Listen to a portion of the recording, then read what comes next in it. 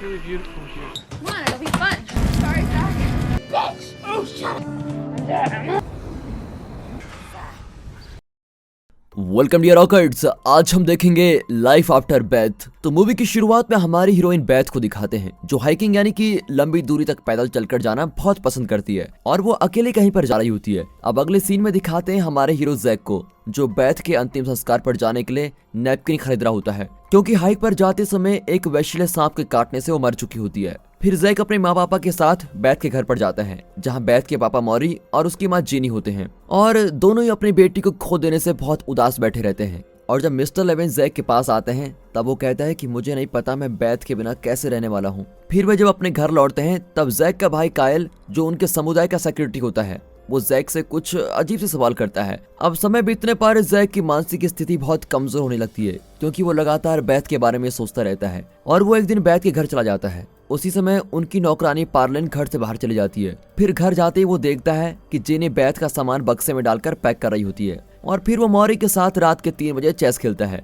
मॉरी एक सिगरेट का पैक निकालता है और वे दोनों स्मोकिंग करते हुए बेथ के बारे में कुछ बातें करते हैं और मॉरी फिर उससे कुछ पूछता है। तब जैक उसे बताता है कि बेथ के मरने से पहले उन दोनों के रिश्ते में कोई प्रॉब्लम हुई थी। मॉरी उसे कहता है कि तुम्हें अब वो सब बातें भूल जानी चाहिए और उसके साथ बिताए हुए अच्छे पलों को याद रखना चाहिए। बेथ के माँ पापा उससे अच्छे से पेश आते हैं और फिर उसके जाने से पहले जेनी उसे बेथ का स्कार्फ देती है। जब वो अगले दिन सुबह फिर से बेथ के घर जाता है तब वहाँ पर कोई नहीं होता और वो अपने घर लौट आता है। अब उसके माँ पापा को लगता है कि आजकल वो कुछ अजीब तरीके से व्यवहार कर रहा है और वो उसे कहते हैं कि तुम्हें किसी न्यूरोलॉजिस्ट से मिलना चाहिए। अगले दिन सुबह जैक फिर से मॉरी और जेनी से मिलने उनके घर पर जाता है। तभी उसे अंदर से कुछ गाना और बातें चलती हुई सुनाई देती हैं, लेकिन दरवाजा खटखटाने पर कोई उसको जवाब नहीं देता। इसीलिए वो उस घर की जांच करने का तय करता है और जैसे ही वो घर के पीछे की तरफ जाता है वो अंदर बेथ को देखता है और बिल्कुल हैरान रह जाता है। अब उसे देखते ही वो चिल्लाकर उसको पुकारने लगता है और घर के दरवाजे और खिड़कियों को ठोकने लगता है। तभी वहाँ पर कायल आकर उसे कहता है कि तुम्हें इस तरह परेशान नहीं करना चाहिए और फिर वो उसको उसकी कार तक छोड़ देता है और वहां से जाने को कहता है। उस रात फिर जैक उनके घर पर आता है और कैसे भी करके वो घर के अंदर चला जाता है। अब अंदर जाते ही उसे मॉरी रोक देता है और उसे वहां से चले जाने को कहता है। अब जैक को लगता है कि बेथ मरी नहीं है और ये सब मिलकर उसके साथ कोई गेम खेल रहे हैं। वो मॉरी को धक्के देता है और देखता है कि जेनी बेथ को एक कबर्ड में बंद कर रही है और अब वहाँ सभी के बीच में खतरनाक बहस होती है। कोई जैक को ये नहीं बता पाता कि असल में हुआ क्या है, क्योंकि सच बताने से बेथ को पता चल जाएगा कि वो पहले मर चुकी थी। उसके माँ पापा ऐसा व्यवहार करते हैं जैसे कि कुछ हुआ ही ना हो और इससे जैक सोचता है कि बेथ ने मरने का नाटक किया था और अब बेथ इनकी बातें सुनकर परेशान हो जाती है और उसे ये तक याद करने में तकलीफ होती है कि उसके मरने से पहले उसकी जिंदगी में क्या क्या हुआ था। फिर जैक गुस्सा होकर वहां से चला जाता है।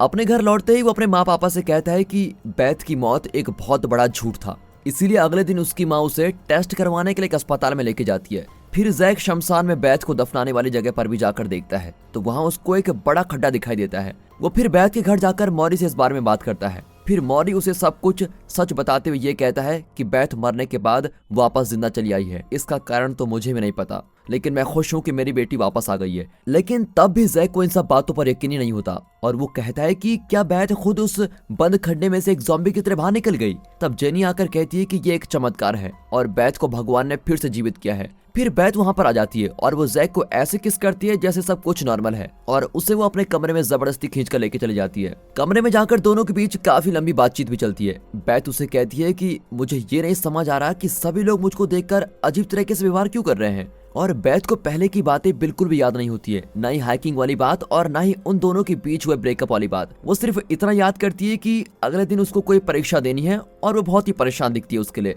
फिर जैक उससे कुछ सवाल करता है और उससे और भी ज्यादा परेशान कर देता है, लेकिन फिर वो कहता है कि वो हमेशा बेथ के बारे में सोचता रहता है और ये सुनकर बेथ शांत हो जाती है। फिर वे दोनों एक दूसरे से प्यार की बातें करते हैं और अब वो घर छोड़कर बाहर जाने का फैसला करते हैं ताकि वो अपने माँ पापा से दूर होकर इंटीमेट हो सके। अब जैसे वो नीचे जाते हैं तो मॉरी और जेनी उनको रोक देते हैं और कहते हैं कि सुबह के टाइम बाहर नहीं जाना है, तुम रात को चले जाना, अभी सुबह तुम हमारे साथ वक्त बिताओ। लेकिन रात होने पर भी वो उनको बाहर जाने से रोक देते हैं और उन्हें उनके स्विमिंग पूल में तैरने के लिए भेज देते हैं। कुछ देर बाद बेथ स्विमिंग पूल के पास जैक का इंतजार करती है। अब उसके आते ही वो उसको कहती है कि वो अगले दिन के टेस्ट के लिए बहुत घबराई हुई है। तब जैक उसके पास बैठ जाता है और वो उसके पैर में सांप के डसने का निशान देखता है। फिर वो उसे पूछता है कि क्या तुम मुझको खाना चाहती हो, लेकिन तभी बेथ एक अजीब सी आवाज में कहती है कि हाँ मैं तुमको खाना चाहती हूँ। फिर वो अचानक से भूल जाती है कि वो क्या बात कर रही थी और वो पूल में कूद जाती है। अगले दिन सुबह जैक बेथ से फोन पर बड़े प्यार से बातें करता है और फिर वो अपने भाई कायल से बात करने चला जाता है। कायल अपनी गन क्लीन कर रहा होता है। तब जैक उससे माफी मांगता है और कहता है कि बेथ जिंदा है,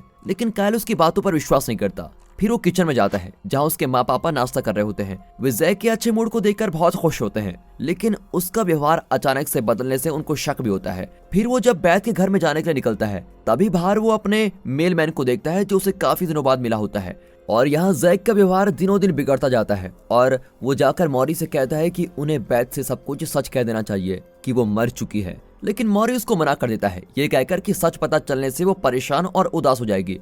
फिर मॉरी जैक से कहता है कि अगर तुम आगे से बेथ से मिलना चाहते हो तो तुम्हें मुझे वादा करना होगा कि तुम उसको ये बात कभी नहीं बताओगे। अब जैक भी इसके लिए राजी हो जाता है। अब बेथ की चाहत होती है कि वो जैक के साथ हाइक पर जाए, लेकिन मॉरी इसके विरोध में होता है, लेकिन इसके बावजूद भी वो उन दोनों को हाइक पर जाने देता है। फिर गाड़ी में जाते समय बेथ जैक को छूने लगती है। फिर वे दोनों एक मैदान में गाड़ी रोककर कड़ी धूप में वहाँ की रेत में इंटीमेट होते हैं। अब वे वहीं धूप में लेटे रहते हैं। जब वे घर लौटते हैं तब बेथ के माँ पापा उसके चेहरे पर पड़ी जलन को देखते हैं और इसीलिए वो उन दोनों पर गुस्सा करते हैं। मॉरी उन्हें कहता है कि अब आगे से तुम दोनों अकेले कहीं नहीं जाओगे। अब इस सिचुएशन को ठंडा करने के लिए जेनी बेथ से कहती है तुम उस पर कुछ मेकअप लगा लो, वो ठीक हो जाएगा। तभी मॉरी जेनी पर भी गुस्सा करता है क्योंकि वो उसके पक्ष में बात नहीं कर रही होती है। जैक उन्हें फिर से कहता है कि हमें बेथ को सच बता देना चाहिए, लेकिन वो फिर मना कर देते हैं। अब जैसे ही जैक वहां से निकलता है तो बाहर जाते ही मॉरी उसके पास आकर गुस्से में कुछ बातें कहता है और कहता है कि आगे से तुम यहाँ मत आना। लेकिन फिर भी उस रात जैक उनके घर में छुपके से आई जाता है और वो बेथ को छुपके से वहां से लेके चला जाता है। फिर बेथ छत से नीचे गिरती है, लेकिन उसको कोई चोट नहीं आती। जैक उसको एक बीच पे लेके जाता है जहाँ उसने कोई सरप्राइज प्लान किया होता है। वहां जाते ही जैक उसके लिए अपना लिखा हुआ एक गाना गाता है और गाने में उसने ये भी लिखा होता है कि बेथ को असल में क्या हुआ था, लेकिन बेथ को उसका म्यूजिक पसंद नहीं आता और वो उसको जोर जोर से डांटने लगती है।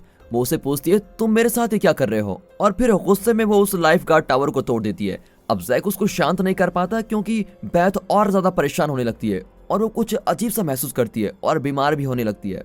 उसी समय उस लाइफ गार्ड टावर में आग लग जाती है और बेथ जैक से उसकी मदद करने को कहती है।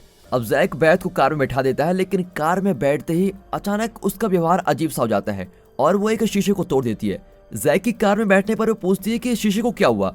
तब जैक रेडियो ऑन करता है और उसमें बजने वाले गाने को सुनकर बेथ थोड़ा शांत हो जाती है। जैक बेथ को उसके घर लेके जाता है और तब बेथ कहती है कि उसे वो गाना बहुत पसंद है और वो उसको किस भी करती है। फिर जैक उसके घर की दीवार पर चढ़कर उसे उसके कमरे में पहुंचा देता है और कमरे में जाते ही बेथ कोई अच्छा सा गाना लगा देती है और अपने कपड़े उतारने लग जाती है। तब जैक देखता है कि उस कमरे की दीवार में काफी मिट्टी लगी हुई है और वो जैक के भी कपड़े उतारकर उसे जमीन पर धकेल देती है और तभी जैक बेथ के शरीर पर पोस्टमार्टम के निशान देखता है। अब ये देखकर उसको डर लगने लग जाता है और वो वहाँ से बाहर निकलने की कोशिश करता है। बाहर निकलते ही बेथ छत पर आकर उसे पूछती है वो कहाँ जा रहा है। तब वो उसको झूठ बोलकर वहाँ से भाग जाता है। फिर जब वो खाना खाने के लिए एक रेस्टोरेंट में जाता है तब वहाँ की वेटर से वो म्यूजिक को चेंज करने को कहता है और उसी समय वहाँ एरिका आती है। जैक को उसे पहचानने में कुछ समय लग जाता है क्योंकि एरिका उसकी माँ की सहेली भी होती है।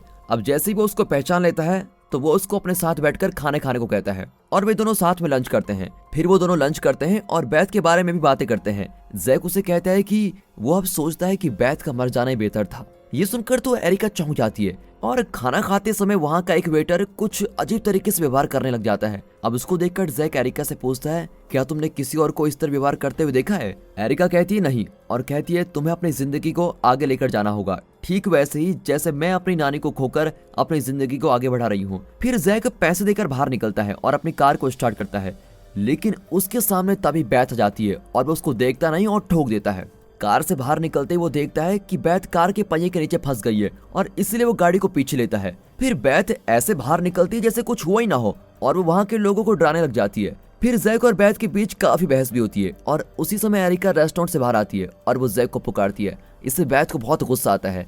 जैक उन दोनों को एक दूसरे का परिचय करवाता है और एरिका उससे पूछती है अच्छा क्या ये दूसरी बेथ है। अब ये सुनकर तो बेथ को और ज्यादा गुस्सा आने लग जाता है। फिर जब एरिका जैक से मजाक करने लग जाती है तभी बेथ उसको मारने जाती है और जैक उनके बीच आकर उनकी लड़ाई को रोक देता है। बेथ उसे पूछती है कि यहाँ चल क्या रहा है और वो बेथ को शमशान में लेके जाता है और उस जगह पर ले जाकर उसे कहता है कि तुम एक हफ्ते पहले ही मर चुकी थी और फिर खुद इस खड्डे से बाहर आ गई हो। लेकिन बेथ कहती है ये तो नामुमकिन है और ये बात मेरे पापा ने मुझको क्यों नहीं बताई। तब जैक कहता है कि तुम्हारे माँ पापा को लगता है कि भगवान ने तुम्हें फिर जीवित किया है या फिर तुम एक ज़ॉम्बी भी हो सकती हो। वो कहता है कि वो अब आगे से उसके साथ नहीं रह सकता क्योंकि उसको डर लगता है। अब ये सुनकर बेथ और ज्यादा गुस्सा हो जाती है।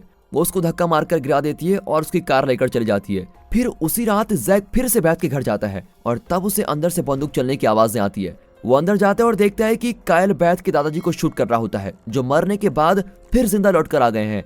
बेथ के माँ पापा उसको रोकने की कोशिश करते हैं, लेकिन वो फिर भी बंदूक को यहाँ वहाँ पॉइंट करने लग जाता है और परेशान होकर बहुत डर जाता है। तब जैक उसे समझाता है कि ये सब असली है, लेकिन वो उनमें से एक नहीं है। फिर दादाजी को अपने कमरे में जाना होता है और जैक कहता है कि उन्हें वहां जाने दिया जाए क्योंकि वे कमरे में रहना बहुत पसंद करते हैं, ठीक वैसे ही जैसे बेथ पसंद करती है। अब मॉरी, जेनी और कायल को कुछ भी समझ नहीं आता। तभी फिर से डोरबेल बजती है और 2 और लोग अंदर आ जाते हैं। शायद वे उस घर के पुराने मालिक हैं जो मर चुके थे। जैक उन्हें घर से बाहर निकलने को कहता है और कायल भी एक ज़ॉम्बी को शूट करता है, लेकिन उस पर तो गोली का कोई असर नहीं पड़ता। उनके घर के बाहर पुलिस सायरन बजने की आवाज आने लग जाती है और वे टीवी में देखते हैं कि एक मरा हुआ न्यूज रिपोर्टर वापस जिंदा लौटकर आ गया है। तभी वे उस इमरजेंसी ब्रॉडकास्ट को बंद कर देते हैं। फिर मॉरी जैक से कहता है कि मैं तुम्हारा बाहर इंतजार करूंगा, तुम जल्दी आ जाना। जब मॉरी निकलने लगता है तभी बिजली चली जाती है। फिर वो जैक से कार में बैठने को कहता है और उससे डिस्कस करता है कि अब इस मुसीबत से कैसे छुटकारा पाया जा सके। तभी जैक कहता है कि पार्लिन ये सब कुछ ठीक कर सकती है क्योंकि वो हयाती से है जहाँ पे ज़ॉम्बीज़ को बनाते हैं। फिर वो मॉरी से उसका एड्रेस मांगता है, लेकिन मॉरी उसे कहता है कि उसे पहले बेथ से बात करनी होगी। फिर मॉरी उसे अपने घर लेके जाता है और वहाँ जैक अपनी खराब कार को देखता है। अब जैसे भी अंदर जाते हैं वहाँ वे बेथ को देखते हैं जो बाहर जाकर किसी को अपना शिकार बनाकर उसको काटने लग जाती है, बिल्कुल एक ज़ॉम्बी की तरह। तभी जीनी वहाँ भागकर आती है और बेथ के वापस आने पर वो उससे पूछते हैं कि ये सब क्या कर रही है। बेथ जब पिछली बार जैक से मिली थी उसके बाद से उसकी हालत और भी बुरी होती गई है, लेकिन तभी मॉरी जैक से कहता है कि वो बेथ से बात करके कहे कि वो हमेशा उसी के साथ रहेगा। तब जैक मॉरी से पार्लिन का एड्रेस मांगता है और जीनी उसके लिए एड्रेस ढूंढकर उसको दे देती है। अब जैक भागकर अपनी कार में बैठता है और बेथ भी उसका पीछा करते हुए उसके साथ कार में बैठ जाती है। फिर वे बहस करते हैं और जैक उससे उस इंसान के बारे में पूछता है जिसे उसने खा लिया था और वो अचानक कहती है कि तुम एक ज़ॉम्बी से क्या उम्मीद रखते हो, मैं एक ज़ॉम्बी हूँ और ज़ॉम्बीज इंसान को खाते हैं। फिर वो अपने रेडियो को ऑन करके कोई गाना बजाता है और जैसे वो पार्लिन के घर पहुंचते हैं तो वो बेथ को कार में बैठने को कहता है और जल्दी से उठकर पार्लिन से मिलने जाता है। लेकिन घर में जाते ही पार्लिन का भाई उसे कहता है कि वो वहाँ नहीं है और जब जैक उसको ये बात बताता है कि पार्लिन का ज़ॉम्बी के साथ कोई रिश्ता है तो उसका भाई ये बात बिल्कुल नहीं मानता। वो जैक से कहता है कि उसने बेथ के घर पर नौकरी करना बंद कर दिया है क्योंकि मॉरी ने उसके साथ बदतमीजी की थी। फिर जैक जब अपनी कार के पास जाता है तो वहाँ पर दूसरे ज़ॉम्बीज से टकराता है और वहाँ मॉरी बेथ को लेने आया होता है। वो जैक को अपनी बंदूक से मार गिराता है और बेथ को अपने साथ घर लेके जाता है। अगली सुबह जब जैक जागता है तो उसके सामने एक ज़ॉम्बी खड़ा है और वो तुरंत अपनी गाड़ी में बैठकर घर लौट जाता है। घर में वो कुछ डेड बॉडीज को जलते हुए देखता है और उसे लगता है कि वे उसके माँ पापा और कायल हैं। जैक तुरंत अपना सामान पैक कर लेता है और बाहर जाकर एक दुकान में जाता है। तभी वो बाहर से शूट करने की आवाज को सुनता है। फिर वो दुकान से काफी खाने के आइटम्स लेता है और अपनी कार में चलकर बेथ के घर पर जाता है।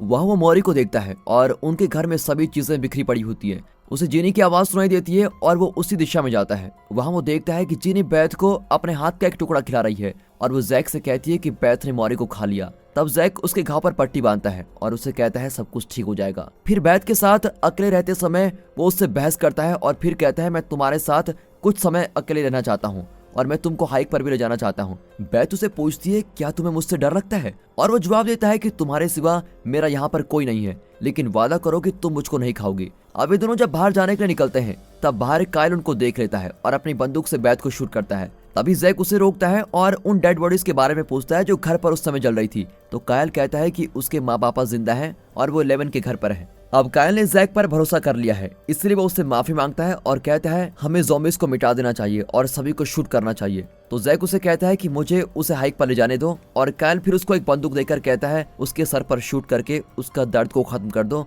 और शाम के 4 बजे तक 11 के घर पर आ जाओ। फिर जैक बेथ को हाइक पर लेके जाता है और एक नजारा देखने के लिए वहीं पर रुक जाते हैं। जैक को पता होता है कि अब उसको क्या करना है। वो आखिरी बार बाय बोलने की कोशिश करते हुए कहता है तुम यहाँ फिर लौट कर आए, मुझे दोबारा तुम्हारे साथ रहने का मौका मिला, इसके लिए शुक्रिया। और अब वो अपनी बंदूक निकालता है और उससे कहता है मैं हमेशा तुमसे प्यार करूंगा और जवाब में वो भी इस बात को कहती है। जब वो मुड़ती है तो जैक उसके सर पर शूट कर देता है और उसको चट्टान से नीचे गिरा देता है। फिर जैक 11 के घर जाता है जहाँ सारे दरवाजे और खिड़कियां बंद होते हैं। तब 11 दरवाजा खोलता है और उसके माँ पापा उसके पास दौड़ते हुए आते हैं। वे उन्हें एरिका के पास ले जाकर कहते हैं कि वो डरी हुई है लेकिन ठीक है। अब जैक कायल से कहता है कि उसने ज़ॉम्बी बेथ को मार दिया है और उन सबको तुरंत कोई सुरक्षित जगह पर पहुंचना होगा। तभी अचानक वहाँ बिजली आ जाती है और टीवी में न्यूज रिपोर्टर कहता है कि सब कुछ ठीक हो चुका है और सब कुछ नॉर्मल है। फिर कुछ देर बाद जैक बेथ और मॉरी गुड बाय कहता है और फिर वो अपने माँ पापा और एरिका के साथ कार में बैठता है। वो एरिका को अपने साथ डेट पर चलने के लिए कहता है और एरिका भी मान जाती है। वे उस शमशान से हंसते हुए बाहर निकलते हैं। और दोस्तों इसी के साथ ये मूवी यहाँ पर खत्म होती है। दोस्तों अगर मूवी अच्छी लगी हो, एक्सप्लेनेशन अच्छा लगा हो, वीडियो अच्छी लगी हो तो वीडियो को लाइक कर दें, चैनल को सब्सक्राइब करना बिल्कुल ना भूलेगा। बाकी मिलता है अगली वीडियो में, तब तक गुड बाय, अपना ख्याल रखिए and finally thanks for watching.